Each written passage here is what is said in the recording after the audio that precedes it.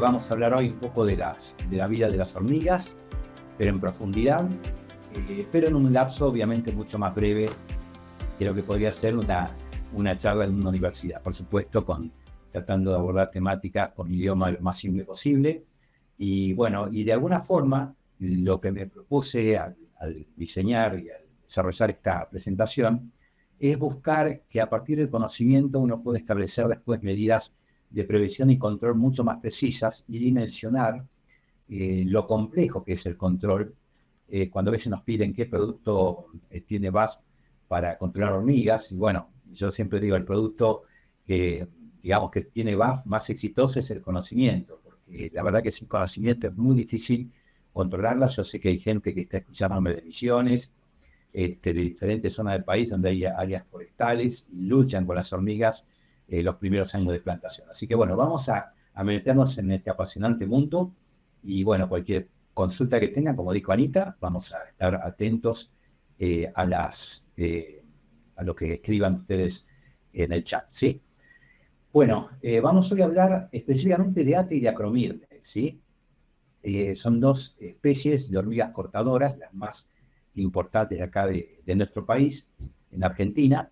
Y bueno, la imagen de la izquierda creo que resume un poco lo que es el mundo de las hormigas llevado a lo que es la inteligencia artificial. Y vamos a ver ahí cómo funciona todo esto, cómo se interconectan ellas para de alguna forma ser exitosas en su vida y en su reproducción, ¿sí? Porque están con nosotros hace más de 50 millones de años y por algo serán, como siempre, ¿no? Eh, las hormigas, decimos que funcionan como un superorganismo. Es algo que ellas vienen trabajando, y lo vamos a ver durante toda la presentación, cómo se interconectan entre ellas desde diferentes maneras, ¿no? Principalmente con la liberación de feromonas, unas sustancias que tienen, que liberan en su cuerpo para comunicarse. Y eso es la base del secreto, digamos, de la organización social y la comunicación para que todas de alguna forma hagan lo que tengan que hacer para beneficio de la colonia. Ese es el objetivo. Por eso hablamos de un superorganismo. Podríamos decir que es un cerebro biológico que logra su éxito, ¿sí? Porque, digamos, a pesar de los siglos, siguen colonizando e invadiendo zonas, inclusive zonas agrícolas, ¿no? Funciona también como una red neuronal, ¿no? Es como una inteligencia colectiva donde pueden tomar decisiones en tiempo real. Esto es lo más fascinante. Y uno dice, ¿por qué de un día al otro dejaron de aparecer las hormigas? Y bueno, ¿y dónde están, no? Bueno, ¿por qué tomaron esa decisión? Bueno, hay decisiones que se toman casi en tiempo real. Y uno dice, pero ¿cómo? Un hormiguero que tiene 8 millones de hormigas, ¿cómo pueden todas estar comunicadas entre sí de esta forma? Bueno, lo logran, ¿sí? Por eso la colonia funciona como una unidad integrada, que hay obviamente miembros individuales, pero que operan de forma sincrónica. Esto es gracias las castas, ¿no? El desarrollo de castas donde son adultos con diferentes funciones y responsabilidades dentro de la colonia. El objetivo, bueno, es el beneficio y la supervivencia de la colonia justamente para que tras los siglos puedan estar con nosotros compartiendo el hábitat, ¿no? Muchos hábitats. Hace 50 millones de años que vienen alimentándose de un hongo que ellas mismas cultivan. Entonces, cuando vemos hormigas que trasladan material verde, por ejemplo, a su nido, a su colonia, es la base, el sustrato para construir lo que es un campo, ¿no? Donde sobre él se desarrolla un hongo que ellas cuidan. Y ahora vamos a explicar un poco cómo logran esto, porque realmente es muy fascinante. Cuando analizamos la cantidad de hormigas que puede haber en un lugar, a veces no tomamos dimensión hasta que no encontramos gente, investigadores que hacen una excavación, ¿no? Sobre las diferentes cámaras que tienen y ductos. Acá a la izquierda vemos un nido, una colonia de ata, eh, que construyen obviamente nidos bajo tierra, y en este caso del estudio se encontraron hasta una profundidad de 6 metros, con una superficie de 420 metros cuadrados, muy amplia, con más de 1000 bocas activas. Imagínense eso cuando uno dice, bueno, voy a controlar la boca del hormiguero con algún cebo. Bueno, imagínense que hay hormigueros tan grandes como este, ¿no? Con 911 cámaras muy grandes interconectadas por túneles, ¿no?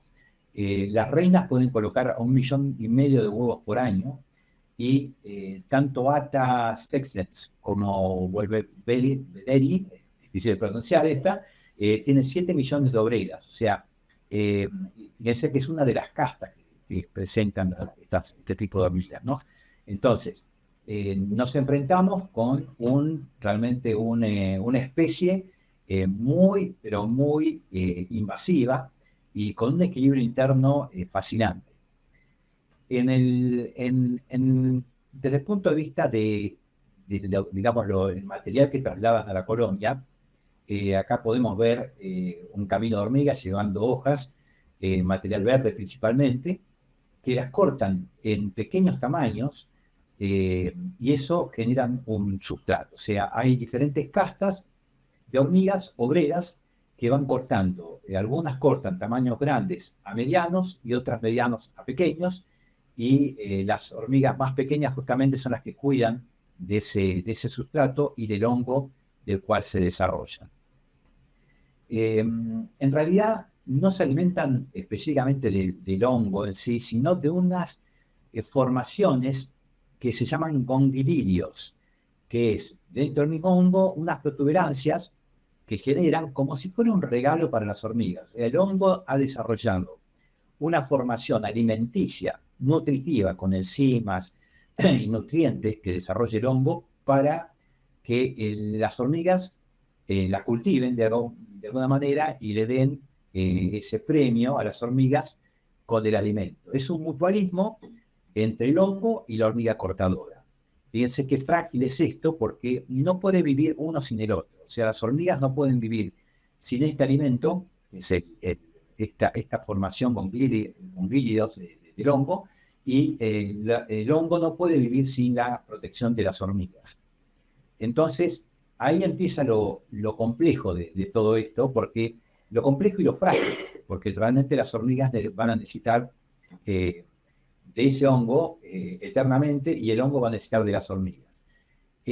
Por otro lado, el sistema de navegación de hormigas cortadoras también es bastante sofisticado, se pueden orientar por el sol, pero aunque cambie el sol digamos, de dirección o de ubicación a lo largo del día, ellos pueden, a través de un reloj interno que tienen, poder corregir, ¿no? Digamos, la posición. Si no, digamos, es solamente una imagen de la posición del sol, les indicaría a ellos dónde está, ayudar a dónde está la fuente de alimento. Pero, como el sol cambia durante el día, ellos pueden ajustar esa dirección. También tienen memoria visual, y pueden identificar determinados sitios como bueno, árboles, rocas, eh, eh, terrenos quebrados, donde ellos pueden memorizar que por ahí está el camino que los lleva a las hojas con material como el sustrato, ¿no? También tienen una brújula interna que pueden medir el campo terrestre de alguna forma, campo magnético terrestre, y eso también les ayuda a ubicarse. Y por último, y que creo que es el más importante, son las feromonas. Ellos van marcando su camino para construir la ruta correcta al lugar de forrajeo, se llama así. Entonces, el sistema de ubicación es fascinante y digamos, no es uno solo, sino son varios. Pero, ¿qué ocurre cuando llueve? Bueno, obviamente se borran todas las marcas de feromona que dejan, porque son feromonas químicas, y bueno, tienen que salir a buscar nuevos caminos o a reconstruir el camino que de alguna forma pudo haber quedado con alguna marca o traza de la feromona. Esto es algo que es importante analizarlo porque a veces después de las lluvias intensas, generalmente no aparecen las hormigas inmediatamente y vuelven a aparecer a las pocas semanas posteriores. Bien, dentro de los géneros más importantes, que es Acromyrmex y Ata, en la Argentina hay 16 especies de Acromyrmex y 4 especies de Ata. Ahora vamos a mostrar un poco las diferencias. Es muy difícil a veces a simple vista hay que hacerlo con alguna lupa, porque la diferencia está en las espinas que tienen en su DOPS, ¿sí? En el tórax. El género Acromyrmex tiene 4 pares de espinas y el género ATA tiene 3 pares de espinas. Esto más para los que estudian biología y entomología, es algo que por ahí les puede interesar. Bien, el caso de ATA, la hormiga minera, para mostrar un poco las camas, las ollas, digamos, o los cúmulos, bueno, están distribuidas en una superficie, por ejemplo, de 10 metros cuadrados, unidas por galerías, con bocas que pueden llegar hasta las 250, para esta especie específicamente, y reunidas en superficies de tierra suelta. Como se ven allí, la otra especie de ATA, hormiga Isaú, construye un terraplén mucho más grande, sólido y con muchas bocas activas. O sea, se pueden presentar las distintas especies de diferentes maneras. Ahora hacemos un salto en la hormiga cortadora y vamos a la hormiga Camponotus, que es la hormiga de la madera, que seguramente mucha gente está interesada porque se alimentan, o sea, se ven estas hormigas muy activas en las plantas ornamentales, en los frutales.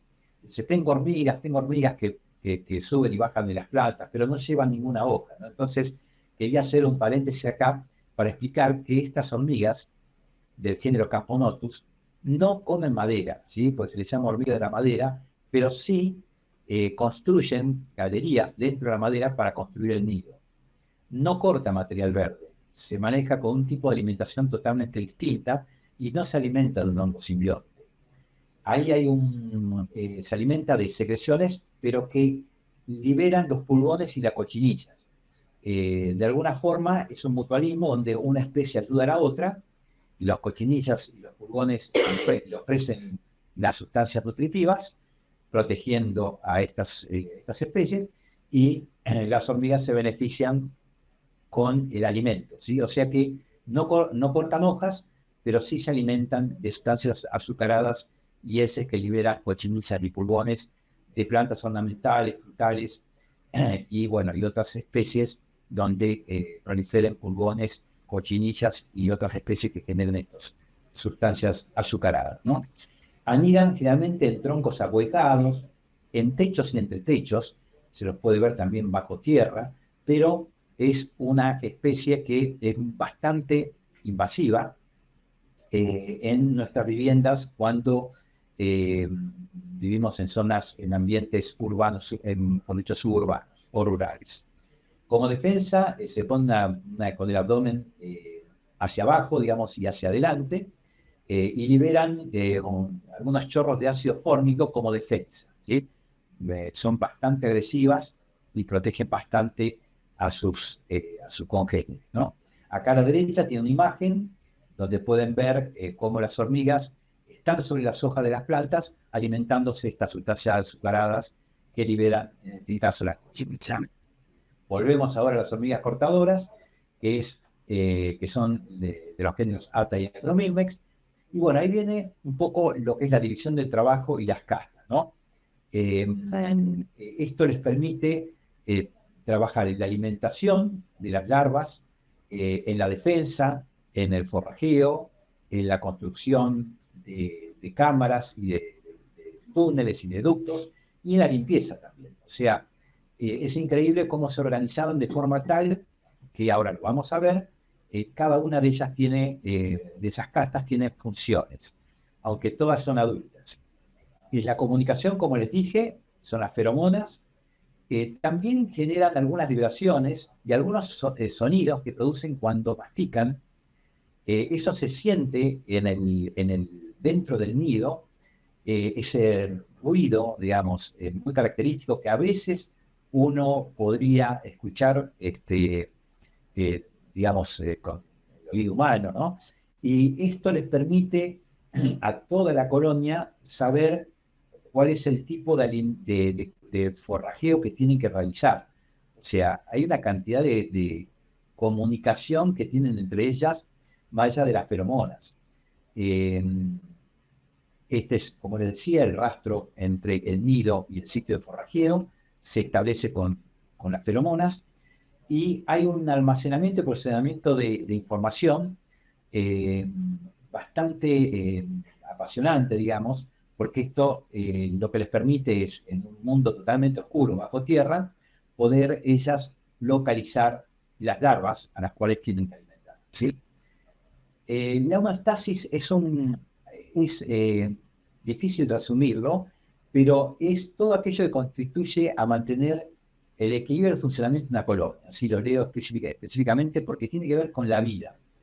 Lo mismo que el ser humano mantiene el cuerpo humano a 36 grados la vida fisiológica y biológica continúa como una especie de engranaje, especies de engranajes. Bueno, ellos también logran que mediante el cuidado de los hongos, ellas cultivan la organización social, la comunicación, el control de la temperatura, la humedad y la ventilación, así como la defensa y la limpieza del hormiguero, es lo que contribuye a esa homeostasis, a ese equilibrio, es el equilibrio vital, el equilibrio que les da la vida.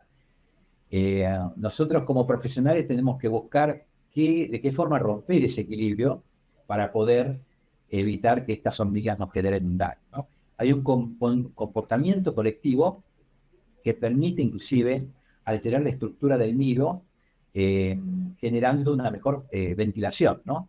O traslado de los individuos inmaduros. O sea, ellas se organizan en función de que hay alguna condición de temperatura, de humedad o de ventilación que se requiera, y de manera inmediata, casi inmediata, cambian su actividad, su comportamiento para mejorar y permitir la homeostasis, ¿no? Esto ocurre en la naturaleza, y bueno, es también lo que contribuye a ser un superorganismo inteligente, ya que no hay un líder continuo, o sea, no hay alguien que da las órdenes, sino que entre todas ellas conforman un cerebro inteligente, un superorganismo inteligente. Bueno, esta es la parte más apasionante, todo lo que hay debajo, digamos, del terreno. Aquí la imagen del medio pueden encontrar la hondera. Ellas pueden desarrollar cultivar el hongo, y a la derecha está el ganglion, que es el alimento, son las mismas hifas del hongo, que en los extremos se generan como una especie de acumulación de líquido, y eso es lo que le sirve de alimento a las hormigas portadoras, ¿no? Ahora vamos a ver quiénes comen, ¿no? Porque no todas comen este ganglio. Pero es interesante esto porque en el cuidado del hongo, tal vez el hongo se puede deteriorar, se puede infectar, puede ser afectado por hongos y bacterias, y ellas están en condiciones de construir otra cámara con digamos, con hifas nuevas, digamos, no contaminadas, y generar una nueva honguera. O sea, ellos pueden generar cámaras con distintas cantidades de dimensiones, digamos, donde pueden construir su campo de cultivo, ¿no?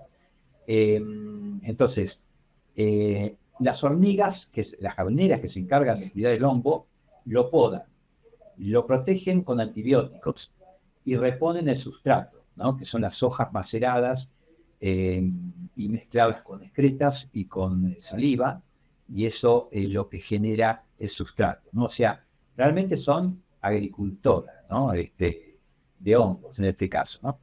Y como decía, en el caso de que esté muy deteriorado el hongo, bueno, lo abandonan y construyen una hoguera en breva. Aquí tiene una imagen un poquito más ampliada de lo que son los honguídeos, con microfotografías. Es muy interesante ver para tener una dimensión de cuál es el origen de la vida alimenticia de ellos, ¿no? El hongo en la naturaleza es muy difícil encontrarlo, solo se encuentra dentro de la colonia de hormigas Atta y Acromicnes.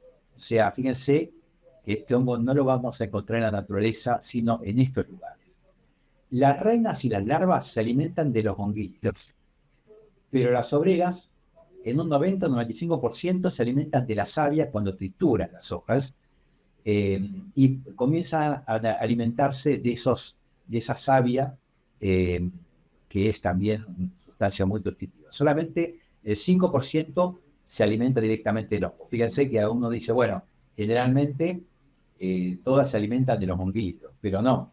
En las obreras, aparentemente por la información y las investigaciones recientes, se alimentan de otra manera. Así que es importante entender esto cuando avanzamos después sobre las herramientas de control. La trofalaxis es aquella actividad donde los individuos comparten, en este caso líquida, de boca a boca. ¿Mm? ¿Qué transmiten? ¿Qué comparten? Bueno, nutrientes, aminoácidos, enzimas digestivas, muy importante, que ayudan a procesar el sustrato, bueno, las feromonas también, y microorganismos simbióticos también como bacterias. O sea, acá se une otro organismo que ayuda a las hormigas a mantener la hoguera limpia, ¿no? Que es un bactericida, ¿no? Ahora lo vamos a ver, una bacteria que produce beneficios para mantener el hongo siempre, siempre en buenas condiciones. ¿Por qué se ensañan las plantas con las plantas que cultivamos o que plantas de jardín, parques, frutales, ornamentales, forestales, que a veces en una noche pueden liquidar, como acá a la izquierda, una foto que saqué hace muchos años sobre una plantación de pino, en el momento de la plantación, ya a las pocas semanas, prácticamente si corta el ápice del pino, ya se dificulta muchísimo el desarrollo del plantín, inclusive puede generar la muerte, ¿sí? Eh, Ellas eligen los materiales y eligen solamente aquellos que no les provocarían ningún daño al hongo, ¿sí? Es muy importante eso porque uno dice, bueno, lo rechazan porque les hace mal. No, es lo que afecta al hongo. Ellas están preocupadas por el alimento que van a acarrear para el hongo.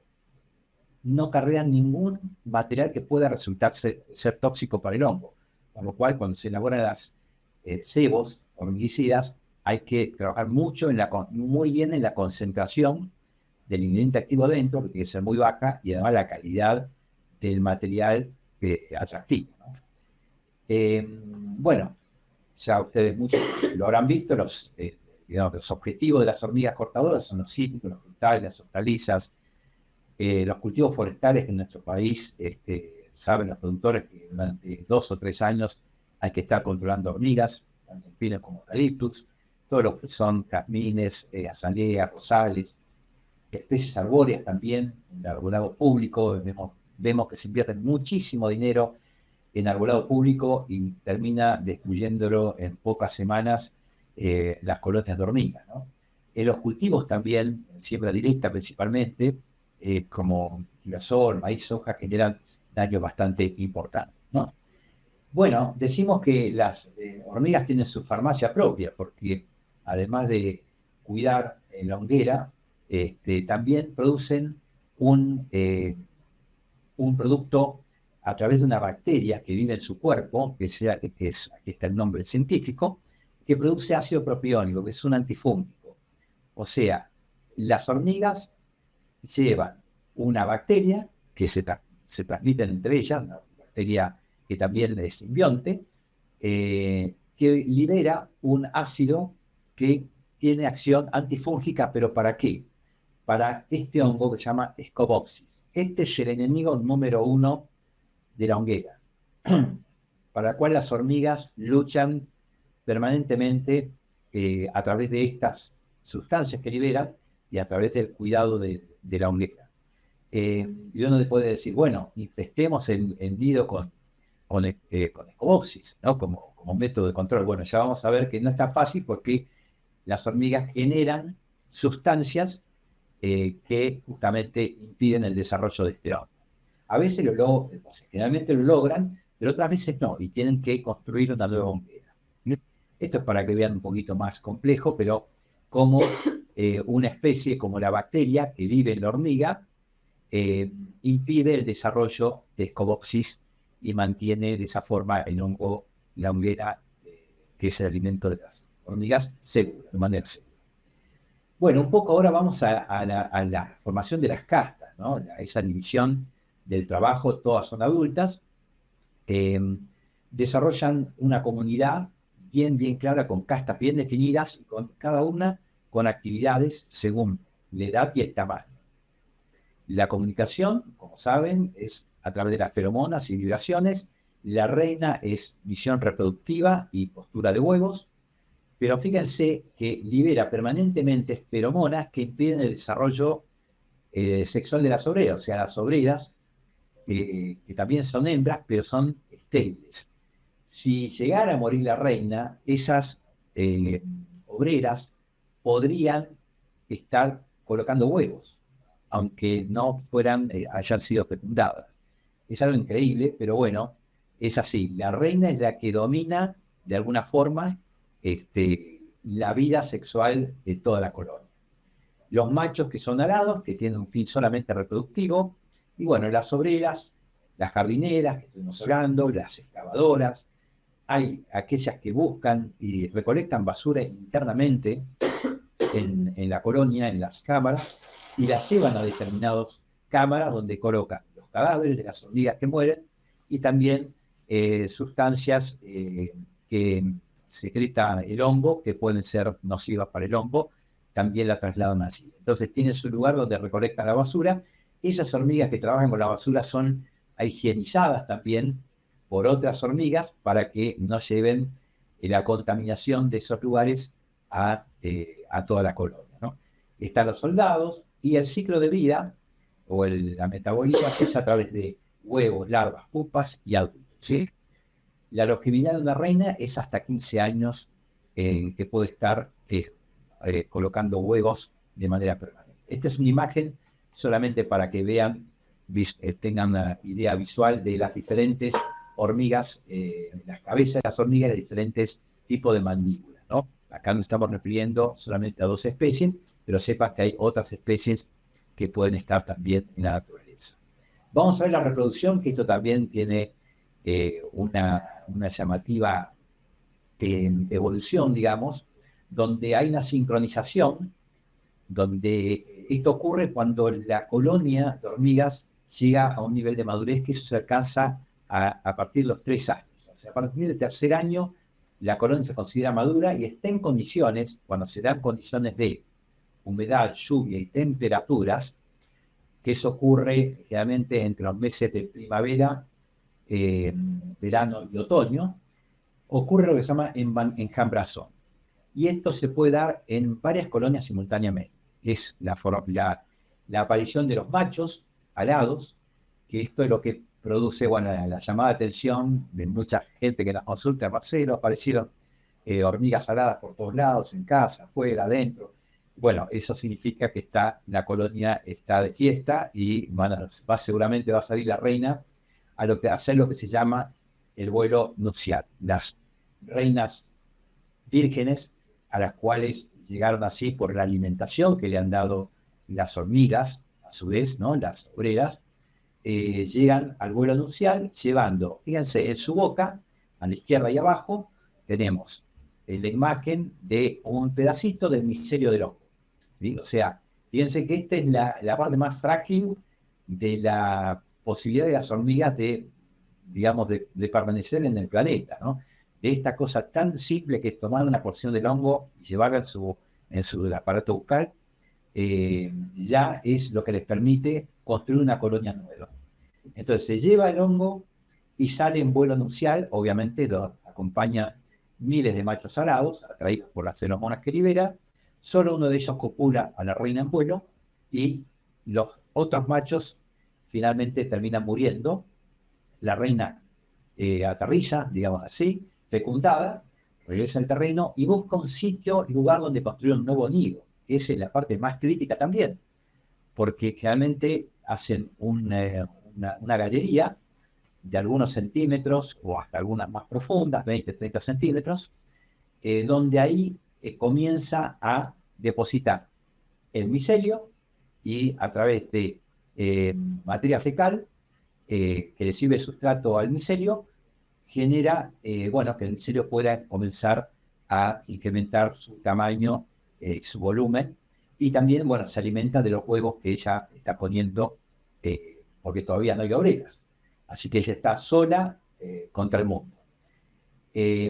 Bueno, las obreras se especializan según las tareas, y bueno, las grandes cortan y reducen el tamaño del material, las medianas lo trasladan al hormiguero y ahí las mastican, las humedecen, le agregan excrementos también, y las pequeñas son las que, bueno, cuidan el hongo.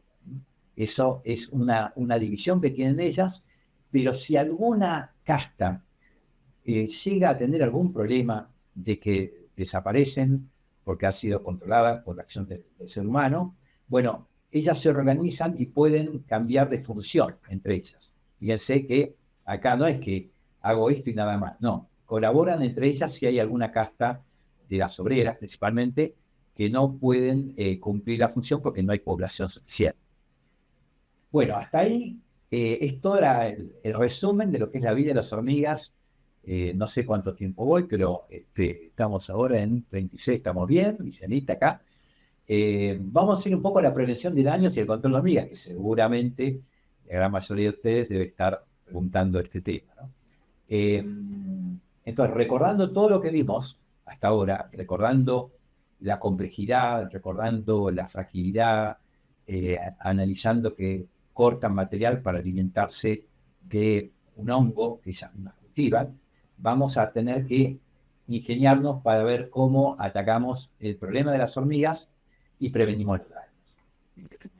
Bueno, estas son mis viajes, a veces me toca estar en alguna IPF, y bueno, me encuentro a veces con estas situaciones eh, donde podemos ver cómo ellas, determinadas especies, casta de hormigas, cortan trozos más grandes y los deja caer al suelo, donde finalmente eh, otras hormigas lo trasladan, ¿no? Es un poco para que veamos el trabajo que tienen todas las castas, que cada una cumple una función. Bueno, tenemos control químico, las barreras físicas y el control biológico, ¿sí? No sé si esto sale de pasarse mal. Ahora vamos a ir rápidamente a mencionar un poco estos tres métodos, digamos, que son los que la gente generalmente nos consulta y vamos a tratar de ver y analizar. Bien, eh, el insecticida residual de contacto, que BAF tiene hace ya más de 25 años en el mercado, se llama Fendona, es un producto que tiene un amplio espectro de acción y también contra hormigas, está registrado para el control de hormigas, y es el que permite tanto prevenir los daños en las plantas y árboles al generar barreras químicas, así como controlar también la colonia de acción bastante rápida y muy residual, ¿sí? Ahora vamos a ver cómo podemos lograr eso. Estos productos, en el caso de la Fendona, es un producto sin olor y es muy seguro para la aplicación, para el aplicador y el ambiente, ya que la estrategia de colocación del producto de aplicación es muy selectiva y muy específica, ¿sí? Después tenemos los cebos granulados, que son generalmente a base de fipronil. Estos se trasladan a la colonia a través de las hormigas acarreadoras.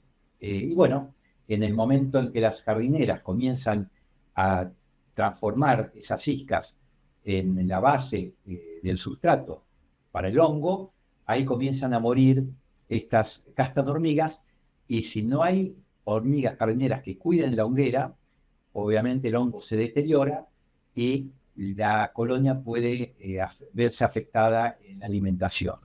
Así que esto hay que entender que es un proceso lento, que no ocurre de un día para el otro, por eso hay que considerar que si las especies que tenemos que proteger tienen un valor muy grande, tenemos que combinar métodos, ¿sí? Porque este sistema que va directo a la colonia, bueno, tiene un proceso y es una acción que puede tardar unos días en manifestarse después en el cese de actividad de las obreras. Y se pueden complementar perfectamente los sistemas, ¿no?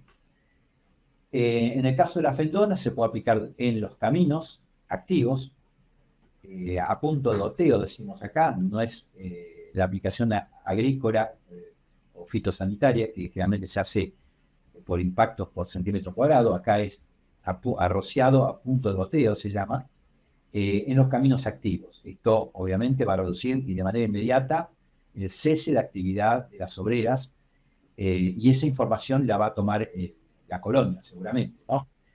También sobre sobre los cúmulos, y también, es muy importante, las bocas activas, donde uno puede identificarlas, dejando introducir parte del formulado de la fendora con agua en el interior de los ductos para que también las hormigas no puedan tener acceso a esa salida. Entonces, esto genera un problema, comportamiento interno, donde comienzan a morir ejemplares, y eso genera un estrés dentro de la colonia y un cese de actividad, ¿sí?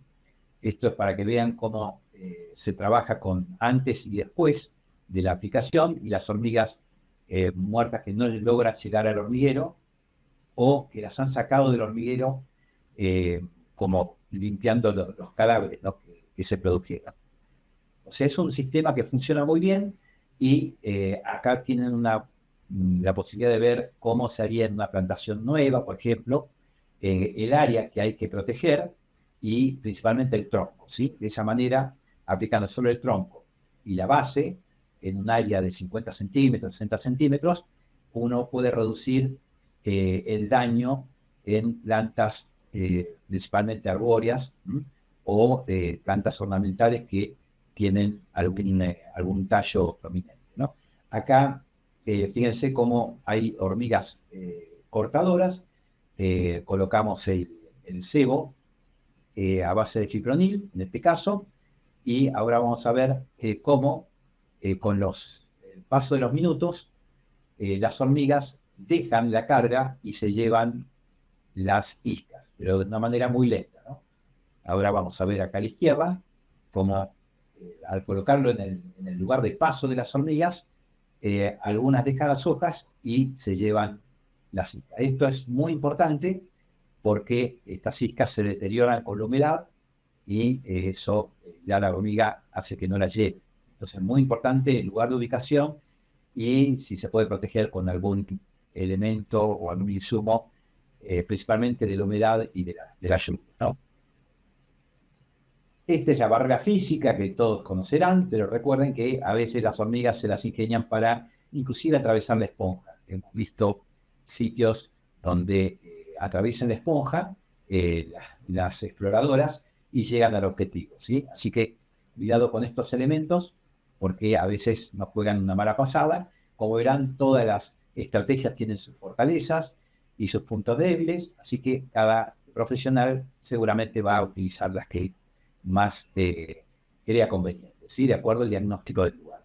El control biológico, solamente porque puede surgir de las preguntas que, bueno, ¿por qué no hay un hongo que controle al hongo que le sirve de alimento a ella? Bueno, sí, el Penicillium es un excelente hongo, que es un hongo fungistático, o sea que frena el desarrollo del hongo que cultivan las hormigas.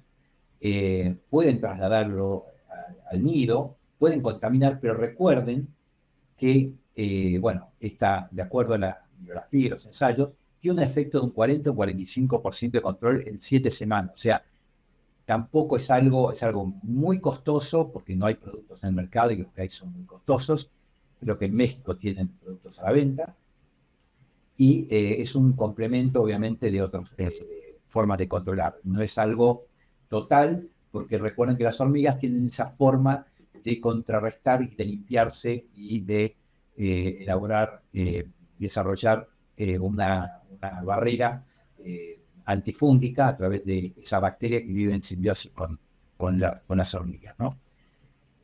Bueno, finalmente llegamos al resumen. Entender que es controlar un superorganismo como lo vimos aquí, y que seguramente hay muchas cosas que no conocemos aún de ellas, porque así todos los investigadores explican eso. No se conoce en profundidad toda la vida de las hormigas hasta ahora, pero sí requiere conocer el comportamiento y la biología de los hábitos y las costumbres, entender cómo se mueven, cómo se comportan, por qué desaparecen de un día para el otro o por qué aparecen de un día para el otro. No subestimar las dimensiones de una colonia madura. No, yo creo que el hormiguero está acá y listo. No, por el hormiguero es solamente una boca visible, pero el problema a lo mejor está mucho más generalizado en áreas vecinas. Existe una gran complejidad al controlar poblaciones tan evolucionadas y con capacidad de transformar el comportamiento, ¿no? Una acción química, una barrera química o un contaminante puede hacerles cambiar el comportamiento y, digamos, reinventarse con una muy buena resiliencia y volver a atacar seguramente en pocas semanas como es, ¿no? Y acá está la pregunta, ¿no? Final, tratar de establecer un criterio claro para cada situación, ya sea cultivo o el ambiente, ¿no? O queremos prevenir el daño, o queremos controlar las colonias de las hormigas, porque son dos cosas que son, las vimos que son diferentes, ¿no? Controlar 2, 3, 4, 5 millones de hormigas no es tan fácil, pero prevenir el daño tal vez sí nos lleve a utilizar menos productos y ser más exitosos, porque la hormiga, cuando detecta una planta que está protegida químicamente, no regresa a ese lugar. En el caso de Fendona, hemos observado residualidades de hasta 3 a 4 semanas. Y inclusive la memoria de ellas les indica que ese lugar de forrajeo no debe ser visitado por el daño que le generó a las obreras que no regresaron. Y la otra opción es hacer ambas, ¿no? Proteger al cultivo, proteger a las plantas ornamentales y también controlar con los métodos que les expliqué antes. Hay muchos otros más seguramente, pero esto solamente para que tengamos una idea y un pantallazo en este tiempo que estoy comentando un poco lo que es la prevención y el control. Bueno, creo que Anita, estamos llegando a la última diapositiva. Agradecerle a todos por la participación, por quedarse así escuchando. Son menos 10 ahora, ¿no? Así que quedamos a disposición de las preguntas. Las preguntas van a ser escritas por una cuestión de organización digamos, del webinar.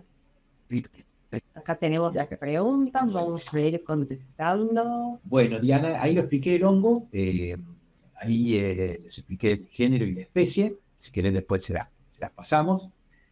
Bueno, gracias desde La Pampa, a Luis Goñi, Guillermo Cordero, perfecto, gracias de Córdoba, ¿qué más? Bueno, muchos relacionados con saludos del interior, sé que hay gente de Chosmalal que me está escuchando. Ahí veo algunas manos levantadas, ¿puede ser? A ver, acá tenemos, Eh, ya, bueno, acá Marino y Jorge Omar. ¿Quieren escribir las preguntas por acá? Ahí Guillermo te dice, un genio dinámico, Marce, como siempre. desde Misiones, Rubén, gracias, muchas gracias. Acá. Luis Goñi, Marcelo. A ver, esperen que van apareciendo más preguntas y se me suben. Marcelo, si uno aplica un fungicida por las bocas y lo hace correr luego con agua para que llegue hasta el fondo. No, no es necesario, Luis. Eh, si pones penicillium, el penicillium a través de las patas va a ingresar a través de las patas, ¿sí? No te preocupes por ingresarlo con agua, ¿sí? Así que quédate tranquilo, de esa manera va, pero no podemos dar una garantía, ¿sí? De una eficacia importante. Pero bueno, es algo que podés probar, ¿sí? Después lo tenemos a Matías, que pregunta, dice, buen día Marcelo, excelente presentación. Mi pregunta es si hay estudios de la atracción de las reinas a los sitios que eligen para nuevos hormigueros. No encontré nada específico, ningún paper específico, debe haber algo, pero ellas buscan principalmente zonas altas, ¿no? Y la tierra húmeda para poder excavar. Esas son las condiciones que citan los investigadores, ¿no? Que estudian el tema, pero debe haber seguramente, así como los mosquitos identifican las hembras en lugar para colocar los huevos, seguramente las hormigas deben tener sensores para identificar los sitios donde construir el hormiguero inicial, ¿no? Pero muy buena tu pregunta. Gracias, Matías. desde Posada Misiones, ¿eh? Qué grande.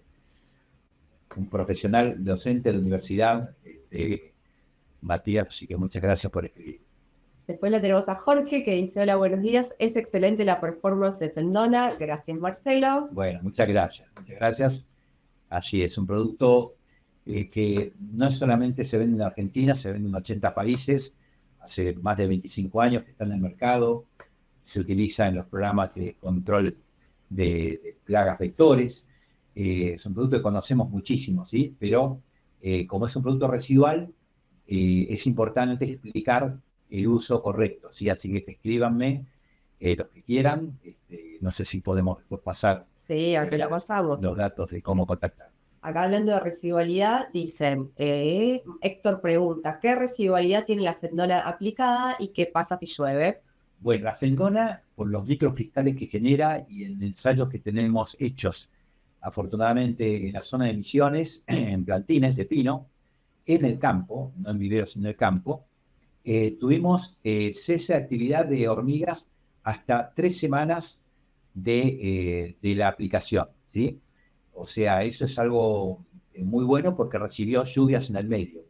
Las lluvias, obviamente, dependiendo de la intensidad, si son muy fuertes, va a lavar el producto. Si no son fuertes, son lloviznas o de corta duración, quedan los ingredientes activos como microcristales en la superficie, principalmente de la parte de la planta que quieras proteger, y eso ya hace que la hormiga, digamos, no quiera caminar sobre esa superficie, ¿no?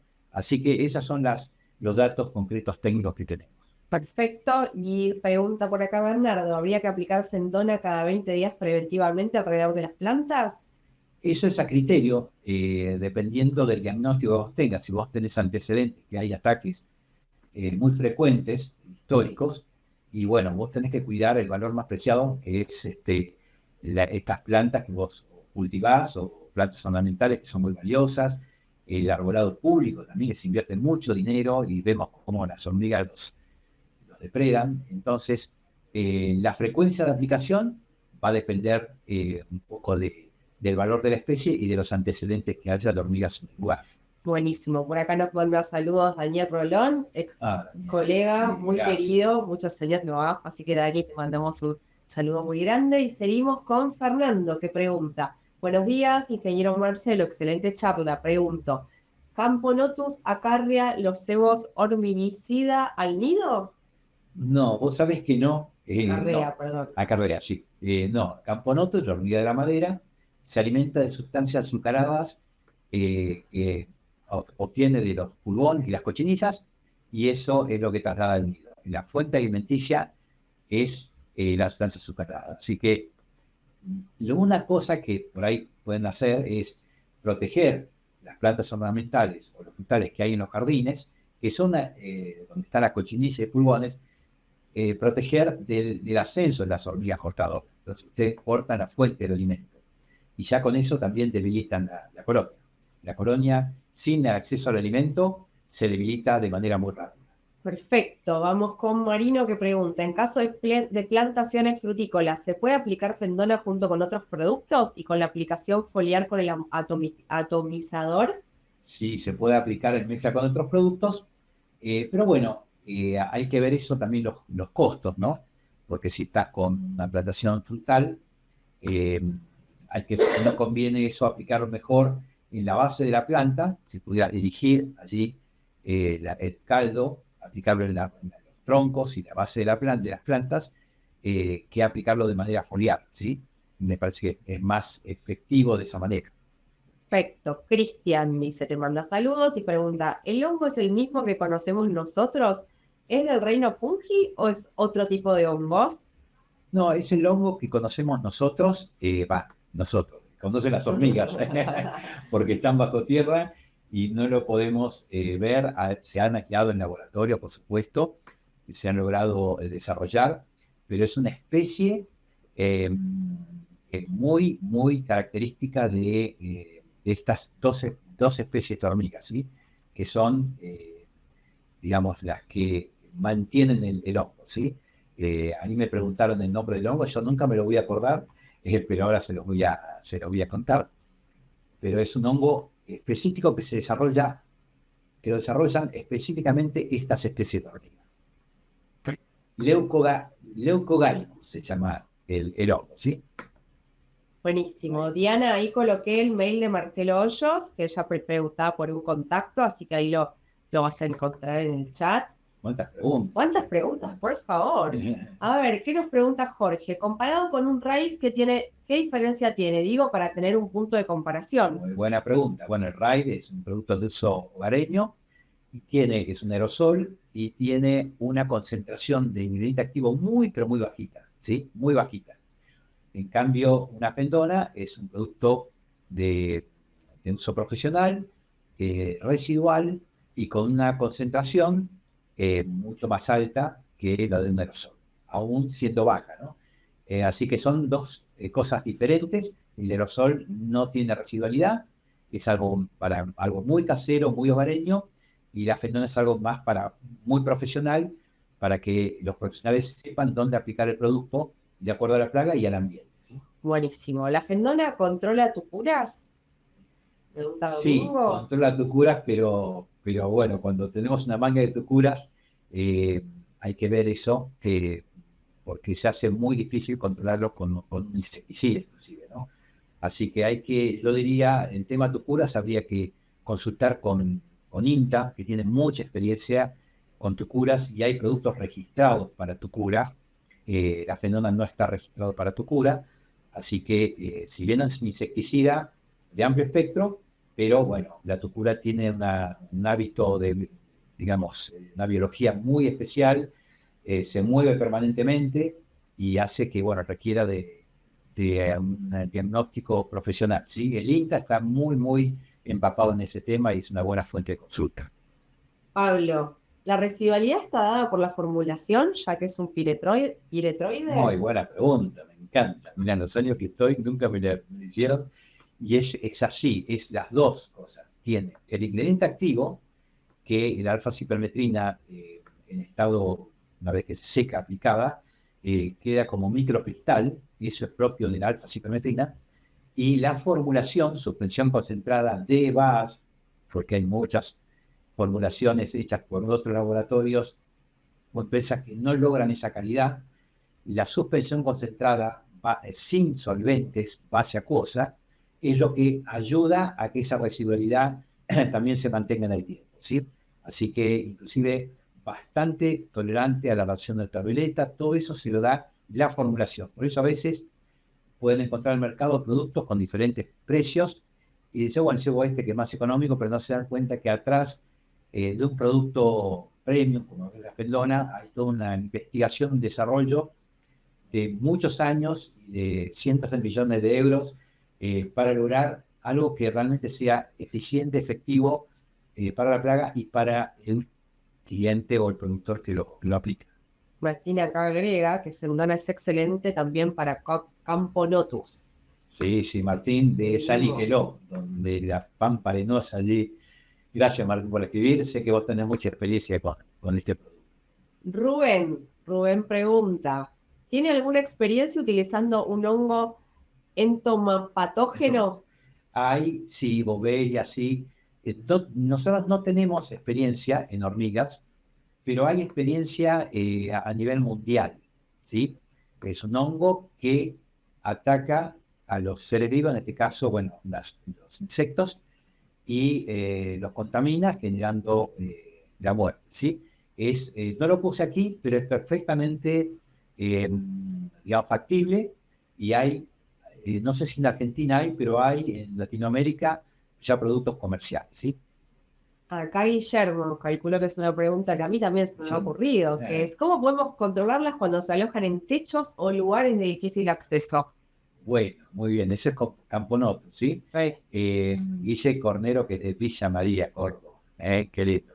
Bueno, Guille, gracias por la pregunta. Mirá, vos pensás que el Camponotus va de la fuente de alimentación al nido. Vas a ver el caminito, ¿por dónde? Por las paredes, por eh, los techos, y cuando ingresa al alero, realmente ingresa desde el exterior, por algún agujero. Ese agujero, ese orificio, Si vos tratás ahí químicamente, que es muy poco producto, vos impedís el acceso de las hormigas que transportan el alimento al nido. Ya con cortar el acceso por algunas semanas, ya generás una fragilidad en la vida de la colonia. Y eso ya te da un panorama para que vos puedas pensar en más estrategias de acuerdo al lugar.